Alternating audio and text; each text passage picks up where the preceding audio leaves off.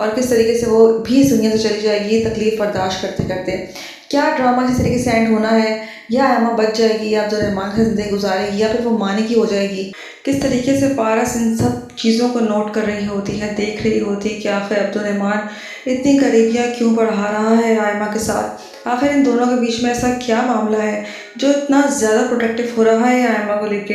यहाँ आयमा की तबीयत दिन ब दिन बिगड़ती चली जा रही होती है।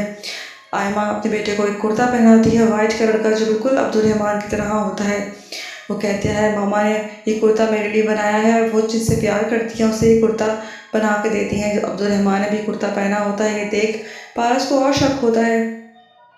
वो मज़ीद इस बात की छानबीन में लगी होती है कि आखिर मसला क्या है, आखिर इतना ज़्यादा इनके बीच में क्या चीज़ है जो इन दोनों को अलग नहीं होने दे रही। पारस यहाँ आयमा को मुसलसल बातें भी सुनाती रहती है। दवाइयाँ लेने पहुँच जाता है बाहर अब्दुर्रहमान। मौसम ख़राब होने के बायस भी इस पर पारस चढ़ पड़ती है आयमा के ऊपर। आयमा अब्दुर्रहमान से कहती है कि देखो, तुम अपनी बीवी पे तवज्जो दो, उसको शक हो रहा है हम दोनों पे। मैं नहीं चाहती कि तुम्हारा घर ख़राब हो, इसलिए तुम अपने घर पे तवज्जो दो। व्यूअर्स, देखना ये है कि क्या अब्दुर्रहमान आयमा की बातों में आ जाएगा। फौजिया परवीन की जितनी भी चालें होती हैं वो नाकाम हो जाती हैं। तब जब मानी उसको पकड़ लेता है, उसकी फ़ाइल को, जो फ़ाइल में लिखा होता है कि वो कभी माँ नहीं बन सकती। घर में उसने यही प्रिटेंड किया हुआ होता है कि वो बिल्कुल ठीक है और उसमें कोई भी खामी नहीं है, इसीलिए सब लोग उसको बर्दाश्त भी कर रहे होते हैं। लेकिन जब मानी उसकी फ़ाइल अलमारी से निकालता है और उसको अंदाज़ा होता है कि वो फ़ाइल जो है फौजी परवीन की है, और वो उस फाइल में लिखा होता है साफ साफ कि वो कभी माँ नहीं बन सकती, और सारा मसला फौजिया परवीन में है। तो ये बात जब खुल के आती है तो फौजिया परवीन रो रही होती है। वो उससे कहता है तुम अपनी ये शक्ल लेके अपने घर चली जाओ, कभी भी वापस मत आना, और अपनी शक्ल मुझे कभी भी मत दिखाना। यहाँ फौजिया परवीन रो रही होती है, उसके हाथ में कुछ भी नहीं रहता, यहाँ तक कि मानी उसको तलाक भी दे देगा। आने वाले एपिसोड में फौजिया परवीन को तलाक होने वाली है, वो नहीं रहेगी साथ मानी के। उसके सारे जितने भी चिट्टे हैं सारे खुल के भी सामने आ जाएंगे। वो सबका कसूरवार जो है वो उसको देती थी, आप देखेंगे आयमा को देती थी, जबकि कसूरवार वो खुद है। दूसरी तरफ आयमा भी जो है वो वहाँ पर अब्दुर्रहमान के साथ होती है, लेकिन वो खुश नहीं होती। अब्दुर्रहमान के साथ भी वहाँ ज़िंदगी तो गुजार रही होती है, यहाँ उसे दूसरी बीवी बर्दाश्त नहीं कर पा रही होती। वो यही कहती कि आखिर ऐसा इन दोनों के बीच में क्या है जो एक दूसरे से दूर नहीं रह सकते, और उनके अंदर बहुत दर्द है। आखिर क्या हो गया है अब्दुर्रहमान को। अपनी कज़न से इस बात की बात भी करती है, जिसको इस पर वो उसको समझाता है कि देखो अभी कुछ भी ऐसी बात मत करना जो अब्दुर्रहमान को बुरी लगे। इसीलिए वो आयमा से बात करती है और उसको वक्तन फ़वक्तन टॉन्ट मारती रहती है कि शायद वो ही अपने शौहर के पास चली जाए अगर उसका शौहर उससे नहीं संभल रहा तो।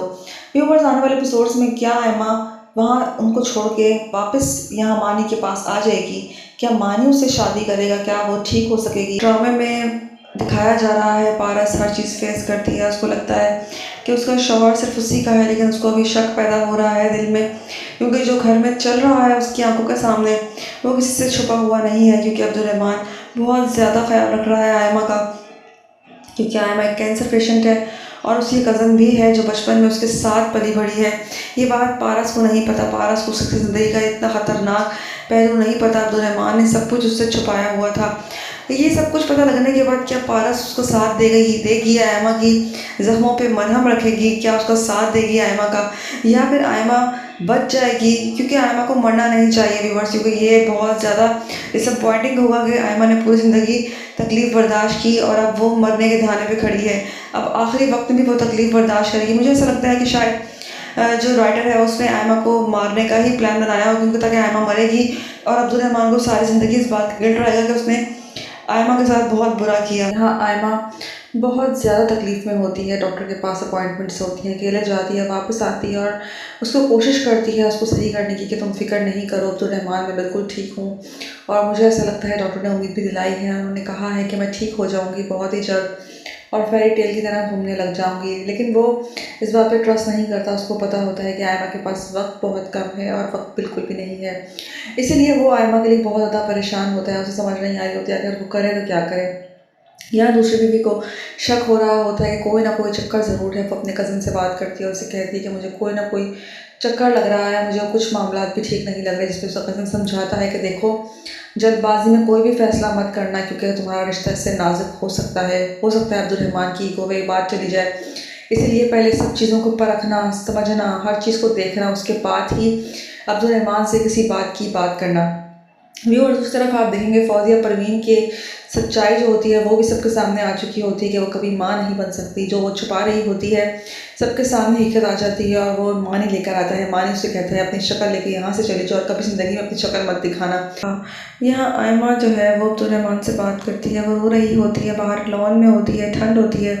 अब्दुलरहमान उसके पास जाता है, उसे कहता है तुम इतनी सर्दी में बाहर क्या कर रही हो, मौसम भी बहुत ख़राब है। जिसे वो चादर अपनी उड़ा के उसे उड़ा देता है। ये सब कुछ देख रही होती है पारस, वो रो रही होती है। वो कहती है तुमने मेरे बेटे का बहुत ख्याल रखना है अब्दुलरहमान, मैं अपने बेटे को तुम्हारे पास छोड़ के जा रही हूँ, तुमने उसका बहुत ख्याल रखना है। दोनों रो रहे होते हैं। वो कहता है हम दोनों मिलकर ख्याल रखेंगे।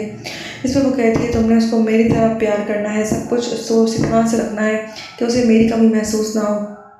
अब्दुलरहमान को बहुत गिल्ट हो रहा होता है कि उसने आयमा के साथ बहुत बुरा किया। उसे समझ नहीं आ रहा कि वो आखिर इस चीज़ की तलाफ़ी कैसे करे। यहाँ उसकी बीवी को शक हो रहा होता है कि इन दोनों के बीच में ज़रूर कोई मामला है, कोई चक्कर है, लेकिन वो पकड़ नहीं पा रही होती। फ़िलहाल वो उस चीज़ की तह तक जाने की कोशिश कर रही होती है। ऐसा ना हो कि वो बोल भी दे और ऐसी कोई बात भी ना निकले, इसीलिए वो कुछ नहीं कहती, खामोश रहती है और वो सब तमाशा देख रही होती है। लेकिन वो वक्तन फ़वक्तन आयमा को ज़रूर बातें सुना रही होती है और उसे कहती है कि तुम्हें अपने काम खुद करने चाहिए, तुम अपने शौहर से कहो जो भी वो कहे।